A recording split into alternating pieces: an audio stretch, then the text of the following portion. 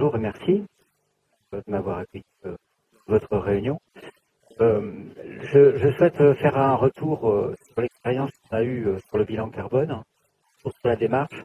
Kiloutou s'est vraiment pas spécialisé dans tout ce qui est développement durable, alors qu'il était en plein dedans, les pieds dedans, dans l'économie de la fonctionnalité. Et j'ai noté tout à l'heure sur un diapo de M. Jean-Pierre une phrase que vous devez retenir et donner un exemple. Il faut préférer louer. Je suis assez d'accord. On était en plein dedans et on ne savait pas ce qu'on faisait, on ne savait pas comment ça se passait, comment on organisait notre service. Pour une industrie roquette, on n'a pas un fonctionnement bailleur social, encore moins comme une collectivité locale, produit du service. C'est compliqué de modéliser ça. On commence pour vous présenter un petit peu Kiloutou, aujourd'hui c'est environ 430 agences en France, on a environ 3300 salariés. On travaille en Pologne depuis l'année dernière. On a une vingtaine d'agences et une centaine de collaborateurs. Donc on est aujourd'hui le deuxième en France, l'Oxfam étant le joueur le plus important, qui est aussi le premier européen.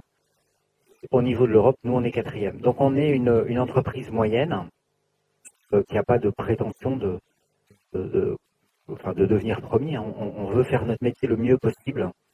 On veut être meilleur loueur, premier. On essaye dans tout ce qu'on fait de bien régler l'ensemble des paramètres. On a lancé cette activité, ce travail de bilan carbone, un peu contraint par l'administration, mais on avait une contrainte bien supérieure à celle de l'administration, c'était la demande de nos clients. C'est comme ça qu'on est rentré dans le sujet, et on ne savait pas du tout ce qu'il allait en ressortir. Je vous ai ramené 3 photos de ce qui s'est passé, de ce qu'on a découvert. Première photo, on vient de voir des graphiques là, de bilan carbone qui avaient des pics à certains moments. On regarde tout de loin par avion, stock et sport. Finalement, la production de gaz à effet de serre ne se fait pas tout. C'est le client, c'est le premier point, l'utilisation des matériels sélectifs. J'ai mis le plus large pour faire ça. Ça nous a posé beaucoup de questions, parce que 18, alors, on a un vrai travail à faire sur le matériel, un vrai travail à faire avec fournisseurs de matériel, très simple, et c'est effectivement simple.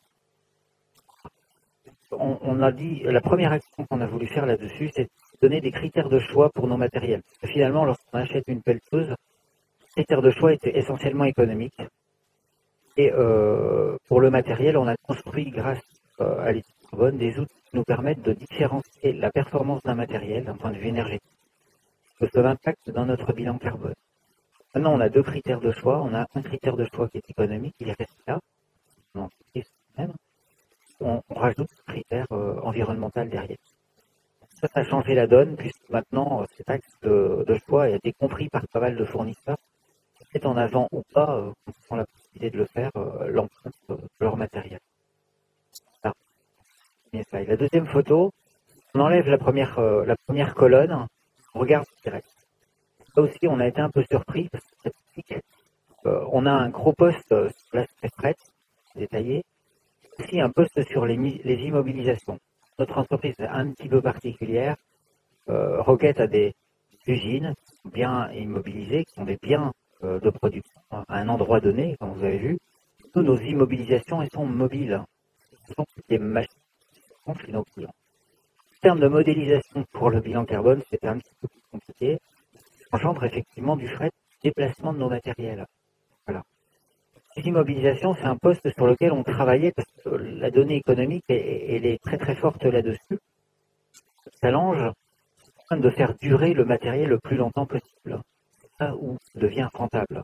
On avait déjà ce en ligne de mire, et donc on s'est donné des objectifs de dépassement de durée de vie. Là, on augmente année en année la durée de vie de nos matériels. Alors par 2 axes, le choix des matériels, aussi l'usage et la manière dont on l'entretient, la manière dont on s'en occupe. Et pour revenir sur le fret, on s'est aperçu de choses, c'est que la partie bleue qui est là, qui constitue la grosse partie de la colonne que vous venez voir, qui vient d'éclater entre fret entrant et fret interne. Donc, l'important, c'est emmener la machine chez le client, c'est ramener la machine du chantier client, c'est une agence Bluetooth, c'est voyages de nos clients qui viennent chercher le matériel.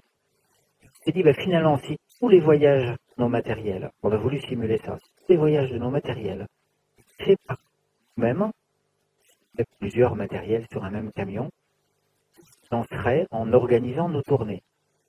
Nous avons fait des calculs qui ont duré 2 mois, 2 mois d'une personne, 2 mois d'un ordinateur, qui a restimulé toute l'activité de l'année, en planifiant des tournées, voilà, et en faisant un certain nombre de simulations qui nous ont permis de montrer que lorsque Kiloutou déplace le matériel, l'impact est moindre. Ces informations, elles étaient super importantes pour nous parce que finalement, la livraison Kiloutou avait de la valeur pour notre client. Et de la valeur pour le client, c'était le résultat de son travail. C'est-à-dire faire son travail, réaliser ce qu'il a envie de faire, en ayant le moins d'impact. On a pu donner des clés à nos clients sur quel matériel utiliser, soit celui-ci plutôt qu'un autre pour ce travail, puisqu'on était capable de comparer l'impact d'un matériel par rapport à un autre. On était capable de comparer le mode de livraison par rapport à un autre. Toutes ces idées-là, l'ambition a été de donner cette information aux clients à chaque location. Voilà. Aujourd'hui, il y a un message interne qui est en haut, qui est la bande dessinée, voilà, je vous raconterai ensuite, mais il y a surtout, sur chaque contrat de location, sur chaque un ticket, un SNCF, un carbone. Pour réussir à faire ça, c'est un travail assez long et c'est un travail permanent. Un travail permanent qui nécessite chaque nouveau matériel qui rentre dans notre gamme, nouveau matériel, chaque modification de matériel, de venir et corriger les paramètres qui nous permettent de calculer. Sûr, ce sont des calculs simplifiés qui ne prennent pas forcément tout en compte, mais qui permettent surtout un comparatif entre la solution A et la solution B. Ça intéresse les clients. La bande dessinée, c'était pour vous donner une idée de comment faire pour communiquer en interne sur cet événement-là. Et a été de faire un peu de teasing, et en fait, le matin où on allait 3 jours avant mise en service de cette prestation, toutes les agences, on a voulu donner envie de voir aux gens, de comprendre. On a fait un peu de teasing, on a raconté l'histoire de quelqu'un qui savait que des gens travaillaient sur un bilan carbone, mais qui ne savait pas grand-chose au quotidien quand le client faisait chercher une décolleuse, ou une pelleteuse, ou un marteau-piqueur. Finalement, on leur dit, c'est vraiment important, il faut aussi développer l'entreprise, de donner un axe intéressant pour le client. Finalement, le fait de marquer ça génère du chiffre d'affaires. Tout ce travail-là a été complètement, l'étude a été subventionnée et aidée par l'ADEME et la région Nord. Au-delà de ça, le travail qu'on fait en quotidien, il nous dégage du chiffre d'affaires parce qu'il permet à des clients d'avoir cette information qui est précieuse pour eux. Les clients sont prêts à payer cette information pour l'avoir en cumul avec des frais, pour vérifier que leur chantier est bien les normes qu'ils se sont données. Là, on rend effectivement service aux clients par ce biais-là. Voilà. Passé depuis, eu 4 parties qui sont venues calculer un petit peu ce petit élément qui était le bilan carbone fait il y a 2 ans. D'abord, une grappe de clients. Alors, je ne les ai pas tous mis, mais il y en a beaucoup qui nous ont poussé à avoir cette information. Et c'est récurrent. C'est-à-dire que de plus en plus, on a des locations qui sont faites parce que sur le devis, il y a l'empreinte carbone, prévue pour le devis. Les clients vont choisir entre une empreinte A et une empreinte B avec des moyens A et des moyens B. Premier point. Le deuxième point, c'est effectivement la réglementation. On aime bien chez Kiloutou être en accord avec l'ensemble des réglementations, que ce soit sur l'aspect administratif, mais aussi sur l'aspect sécurité pour les matériels. Donc, on a des services dédiés au respect de la réglementation. Et on a aussi un actionnaire principal qui est PAI Partner, qui nous a poussé et qui a benchmarké en fait l'ensemble de son portefeuille d'actions, qui nous a benchmarké par rapport aux autres sociétés de son portefeuille et qui finalement nous pousse à avancer. Voilà. Le YES reprend en fait une dynamique qui a été lancée il y a quelques années, qui est de faire réfléchir l'ensemble des salariés de l'entreprise une vision à 2020. Nous avons inscrit dans notre vision un certain nombre de choses et dans les travaux qui ont été faits par l'encadrement, par les agents de maîtrise, par les gens qui sont en agence, ce qui est frappant, c'est que la composante durable toujours été présente et en grande quantité. C'est-à-dire que les gens ont projeté l'entreprise en 2020, à l'aube de 2020, en disant que Loutou va apporter énormément sur l'aspect développement durable. Il y a des tas d'actions à faire. Les gens en interne ont poussé cette démarche. Du coup, dans le plan, il s'est passé la signature du Global Compact, ça a été faite. Il s'est passé un certain nombre de projets. Alors, il y a énormément de choses qui sont lancées par les salariés eux-mêmes au niveau de leur agence, des DC, etc. D'initiatives locales, puis des actions d'initiatives nationales, notamment sur la réduction des transports.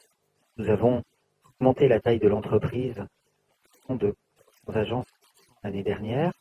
Nous avons réduit 30 poids lourds. Il a fallu optimiser au maximum nos tournées. Il a fallu travailler là-dessus pour diminuer encore le poids de nos frais, enfin du fret nous. Donc on a lancé ces choses-là. On s'approche vers de l'outillage télématique à renseigner le client sur la consommation durant pour son matériel, un suivi très très précis des consommations d'énergie, permettre justement à nos clients de réduire la grosse barre que je vous ai montrée tout à l'heure, qui nous a fait un peu peur. Il y a énormément de choses et en fait ces éléments-là ont déclenché le besoin, l'envie et le lancement de la démarche RSE dans l'entreprise. Du coup, on nomme Impact, lancé par la construction d'un référentiel, qui est en cours aujourd'hui, qui est lancé dans l'ensemble des groupes d'agences en France. Ce que nous avons fait, voilà le petit retour d'expérience que je pouvais vous donner là-dessus.